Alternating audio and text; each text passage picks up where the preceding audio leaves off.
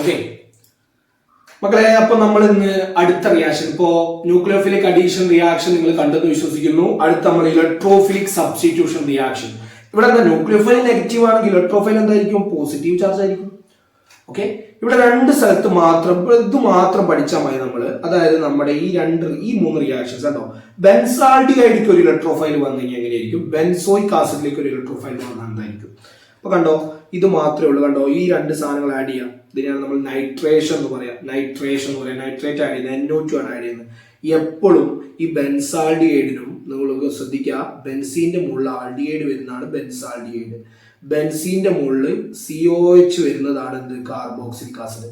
ഈ രണ്ടാളുകൾ ഉണ്ടെങ്കിൽ ആ റിങ്ങിലേക്ക് പിന്നെ എവിടെ മാത്രമേ ഡോർ തുറന്നു കൊടുക്കുള്ളൂ, മെറ്റയിൽ മാത്രമേ പറ്റുള്ളൂ അല്ലെ. മറ്റേ ഇതാണ് മെറ്റാ പൊസിഷനിൽ മാത്രമേ ആഡ് ചെയ്യാൻ പറ്റുള്ളൂ. ഇവിടെ കണ്ടോ, ഇത് ആഡ് ചെയ്യുമ്പോൾ NO2 വരിക, കണ്ടോ, മെറ്റേ പൊസിഷനില്ല. ഇനി അടുത്തത് ഇവിടെ അതുപോലെ തന്നെ COH വരുന്നതാണോ, COH വരുമ്പോഴും മെറ്റാ പൊസിഷനില്ല.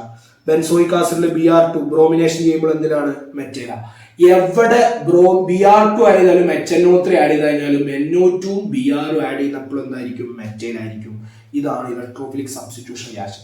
മെറ്റേലെ ആഡ് ചെയ്യുള്ളൂ. എന്താ പ്രൊഡക്റ്റ് ഉണ്ടാവുന്നുണ്ടോ, meta nitro benzaldehyde, meta nitro benzoic acid, meta bromo benzoic acid. ഒക്കെ മെറ്റാ ബ്രോമോ ആണെങ്കിൽ bromo benzoic acid, meta nitro ആണെങ്കിൽ നൈട്രോ ബെൻസോയിക് ആസിഡ്, ബെൻസാൾഡിഹൈഡ് അങ്ങനെ ഉണ്ടാവുള്ളൂ. മെറ്റാ ബെൻസാൾഡിഹൈഡും മെറ്റാ കാർബോക്സിലിക് ആസിഡ് ഉണ്ടാവുള്ളൂ. കാരണം ഇത് രണ്ടും മെറ്റയിലേക്ക് തുറന്നു കൊടുക്കുന്ന മെറ്റാ ഡയറക്റ്റിംഗ് ഗ്രൂപ്പ്സ് ആണ്. മെറ്റയിലേക്ക് മാത്രം വഴി കാട്ടി കൊടുക്കുള്ളൂ. അത് അവിടെ ഉണ്ടെങ്കിൽ, ബെൻസീൻ റിംഗിൽ അതുണ്ടെങ്കിൽ അത്രേ പറയുന്നുള്ളൂ. ഇനി ഇവിടെ നിന്ന് ഒരു ചോദ്യം എന്ന് പറഞ്ഞു കഴിഞ്ഞാൽ, benzoic acid does not undergo Friedel Crafts activation. അതായത് ഫ്രിഡൽക്രാഫ്റ്റ് എന്ന് പറഞ്ഞു കഴിഞ്ഞാൽ അൺഹൈഡ്രസ് ആയിട്ടുള്ള AlCl3 ആഡ് ചെയ്തിട്ട് കാറ്റലിസ്റ്റ് ആയിട്ട് പ്രവർത്തിക്കുന്ന ആളുകളെയാണ് നമ്മൾ ഫ്രിഡൽക്രാഫ്റ്റ് റിയാക്ഷൻസ് എന്ന് പറയാം. ഇതാര് കാണിക്കില്ല, ബെൻസോയിക് ആസിഡ് കാണിക്കില്ല.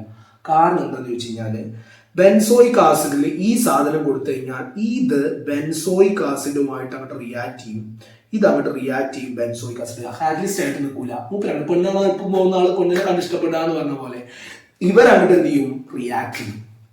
ഇവരങ്ങോട്ട് റിയാക്ട് ചെയ്ത് സെറ്റായി ഇവരങ്ങോട്ട് നിൽക്കും. ഓക്കെ, കാരണം എന്താ കാരണം എന്ന് വെച്ച് കഴിഞ്ഞാൽ ഇവർക്ക് കാറ്റലിസ്റ്റ് ആയിട്ട് നിൽക്കാൻ പറ്റില്ല. അതാണ് സംഭവം കേട്ടോ. അപ്പൊ അതുകൊണ്ടാണ് ഈ ബെൻസോയിക് ആസിഡ് എന്ത് കാണിക്കുന്നത്, ഫ്രിഡൽക്രാഫ്റ്റ് കാണിക്കുന്നത്. കാരണം ഇത് കാറ്റലിസ്റ്റ് ആയിട്ട് നിൽക്കൂല. ഇത് പെട്ടെന്ന് പ്രൊഡക്റ്റ് ഉണ്ടാക്കും. അപ്പൊ ഉണ്ടാവുന്ന പ്രൊഡക്റ്റ് നമ്മൾ വിചാരിക്കുന്നേക്കാൾ അപ്പുറമായിരിക്കും. ഓക്കെ, അത്രേ ഉള്ളൂ. കണ്ടോ, the catalyst is used to Friedel Crafts reaction others get bonded with carbonyl group. അതായത് ഈ ബോണ്ട് ഉണ്ടാക്കും. ഈ കാർബോണൈൽ ഗ്രൂപ്പുമായിട്ട് ഇവർ ബോണ്ട് ഉണ്ടാക്കും, റിയാക്ഷനിൽ പങ്കെടുക്കും. അതുകൊണ്ടാണ് ഇതിനെ ഉണ്ടാക്കാത്ത കേട്ടോ. പിന്നെ എന്താണ്, ഡീആക്ടിവേറ്റിംഗ് ഗ്രൂപ്പാണ്. RCOH ഒരു ഡീആക്ടിവേറ്റിംഗ് ഗ്രൂപ്പാണ്. അതുകൊണ്ടും രണ്ടും പറയാം. ഒന്നെങ്കിൽ ഡീആക്ടിവേറ്റിംഗ് ഗ്രൂപ്പാണെന്ന് പറയാം, അല്ലെങ്കിൽ താങ്കൾ പറയാം. ഇത്രയേ ഉള്ളൂ. ഇത്രയാണ് ഇലക്ട്രോഫിലിക്. അപ്പൊ ശ്രദ്ധിക്കുക, മെറ്റാ ഡയറക്റ്റിംഗ് ഗ്രൂപ്പാണ് ആരൊക്കെ, ബെൻസാൾഡിഹൈഡും ബെൻസോയിക് ആസിഡും. അതാണ് ഇവിടെ ഏറ്റവും ഇമ്പോർട്ടന്റ് ആയിട്ടുള്ളത്.